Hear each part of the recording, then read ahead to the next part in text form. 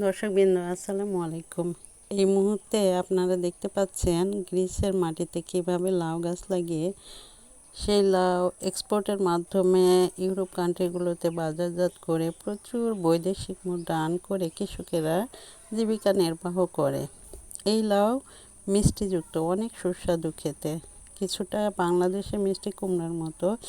এই লাউ দিয়ে সালাদ তৈরি করে তরকারি হিসেবে ব্যবহার করা হয় এবং বিভিন্ন মিষ্টিযুক্ত খাবার তৈরিতে ইহা ব্যবহার করা হয়।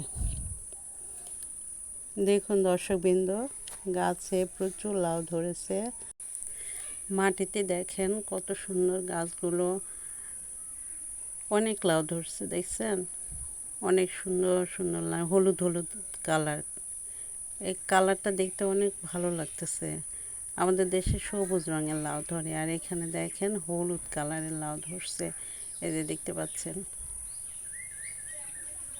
দেখুন ভালো করে দেখুন, এই যে কতগুলো লাউ ধরছে একসাথে, দেখছেন? খুব ভালো লাগতেছে। এদেশের মাটি অনেক উর্বর, কৃষিকাজের জন্য অনেক উর্বর মাটিগুলো। লাউগুলো গাছ থেকে উঠিয়ে ঝুড়ির মধ্যে রাখা হয়েছে।